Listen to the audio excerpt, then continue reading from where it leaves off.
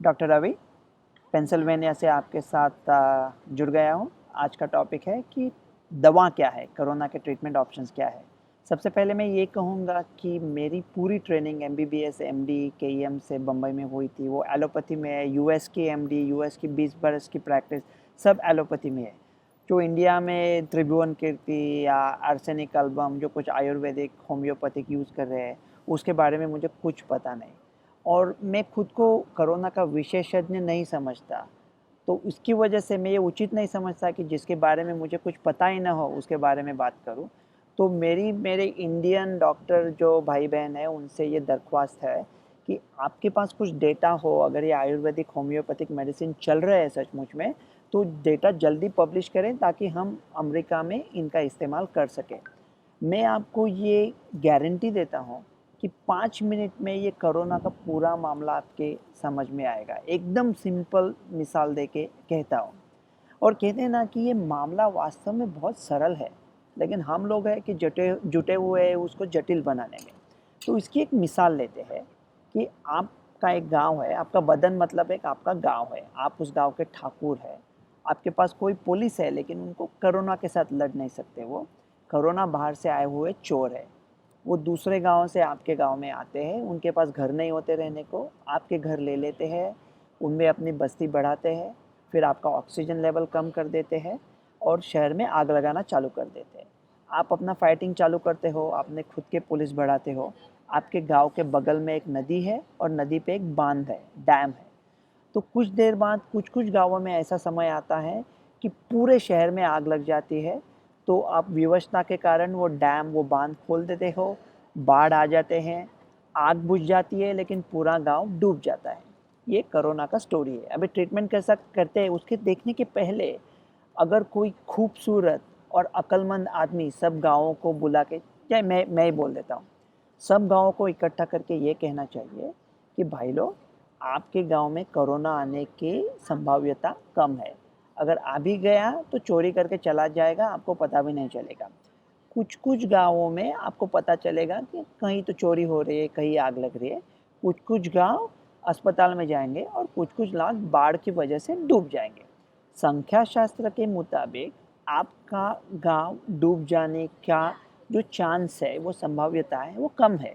वो कहते हैं ना, न डूबने का खौफ न बह जाने का डर था, जहाँ मेरी नैया डूबी वहाँ पानी बहुत कम था। ये सीरियस है लेकिन इतना गंभीर नहीं कि हम लोग सोच रहे थे। तो अभी इसका ट्रीटमेंट कैसा करते हैं? कोई ऐसी आपके पास दवाई है क्या वो चोरों को आपके शहर में घुसने ही न दे? प्रोफिलैक्सिस के लिए हाइड्रोक्सीक्लोरोक्विन पे काम चल रहा था। अभी कह रहे हैं कि उसका उपयोग नहीं होता, शायद वो अच्छे मकानों को भी नुकसान पहुंचा सकता है। पॉलिटिक्स भी बहुत है उसमें, उसके बारे में एंड में बात करेंगे। तो क्या कोई वायरस मेडिसिन ऐसा है उनको ब्लॉक कर सकता है? हाँ है, रेमडेसिविर है। रेमडेसिविर से क्या होता है, अभी मॉर्टेलिटी का डेटा नहीं है, लेकिन 15 दिन से 11 दिन तक अस्पताल का स्टे कम कर सकता है। देखो, मॉर्टेलिटी का डेटा नहीं भी हो तो अगर ये दवा 15 दिन के बगैर 11 दिन में पेशेंट को अस्पताल से बाहर निकाल सकती है, तो बाकी के 1000 पेशेंट के लिए 4 दिन अपने पास बेड अच्छे जल्दी आएंगे ना। ये तो बहुत बड़ी बात है। और कौन सी दवाई है? फैविपिविर करके है, वो जापानीज मेडिसिन है। उसका भी काम चल रहा है, उसका डेटा थोड़े देर में आएगा। उसका प्रॉब्लम क्या है ना, वो सस्ती है। हम लोग को ना अजीब एक प्रॉब्लम है, सस्ती चीज़ों से प्रॉब्लम है। कई साल पहले मैंने एक बम्बई में एक पेशेंट देखा था, तो बोले चाचा जी सुनाई नहीं देता उनको। मैंने बोला रुई का एक टुकड़ा अटका हुआ है, वो निकाल दिया। बोले क्या डॉक्टर, 3 घंटा आपके लिए वेट कर रहे थे, सिर्फ ये टुकड़ा निकाल दिया। कोई महंगी दवा लिख दो, हमारे पास पैसा है चाचा जी के लिए। महंगे की क्या ज़रूरत है, सस्ता भी बहुत अच्छा चलता है। ये डेक्सामेथासोन करके है, बहुत सिंपल है, बहुत सस्ता है, सब जगह पे अवेलेबल है। उसका तो हमारे पास मॉर्टेलिटी डेटा भी है, वो बहुत अच्छी तरह से काम करता है। मॉर्टेलिटी डेटा 15 to 30% कम कर सकता है। EIDD 2081, ACE2 और से 2-3 दवाएं भी है। और क्या है ना, अगर आपके बगल के गांव में कोरोना के चोर आ चुके होते और वहाँ पे कोरोना के पुलिस है, एंटीबॉडी है, तो वो गांव से पुलिस निकाल के आपके गांव में डाल सकते हैं, जिसको प्लाज्मा ट्रांसफर बोलते हैं। कुछ कुछ चीज़ों में ऐसा कर सकते हैं कि वो जो एंटीबॉडी है वो किसी माइस या मंकी में डाल के उसको मोनोक्लोनल एंटीबॉडी बना के उनका एक टीका लगा सकते हैं। डॉक्टर को कोरोना के पेशेंट के संपर्क में आने के पहले वो टीका देख सकते हैं, इम्यून ग्लोबुलिन बोलते हैं, उसके ऊपर भी काम चालू है। ऑक्सीजन दे सकते हैं, वेंटिलेटर दे सकते हैं। अगर बाढ़ फूट गया और बहुत पानी आ रहा है जिसको साइटोकाइन स्टॉर्म बोलते हैं, तो वो कम करने के लिए एक साइटोसॉर्ब करके एक मशीन है, टोसिजुमाब करके मशीन है, मेडिसिन है, महंगा है, एनाकिंद्रा करके है। तो ये सब दवाइयाँ अपने पास है। तो अभी ये सोचते हैं कि ये और क्या कर सकते हैं। तो और ये कोरोना के चोर आपके कहाँ से आते हैं आपके पास? दूसरों गाँवों में से निकलते हैं। तो दूसरे गाँव अगर अपने गेट बंद कर दे मास्क डाल के, लेकिन ये मेरे ख्याल से ना ये प्यार से होना चाहिए।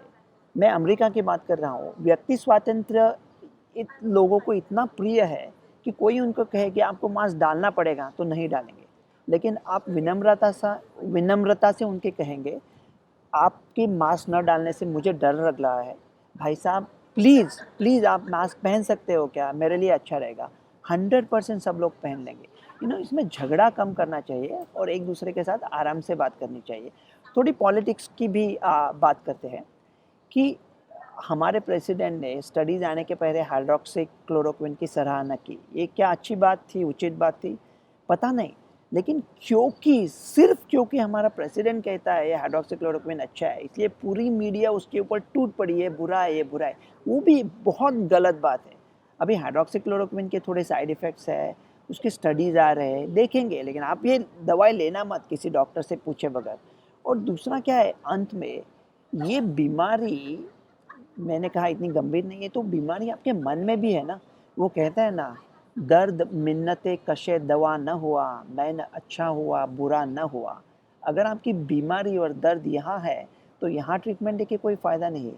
शांति रखो, धीरज रखो, एक दूसरे के साथ मोहब्बत के साथ पेश आओ, ये सब जल्दी ही मिट जाएगा।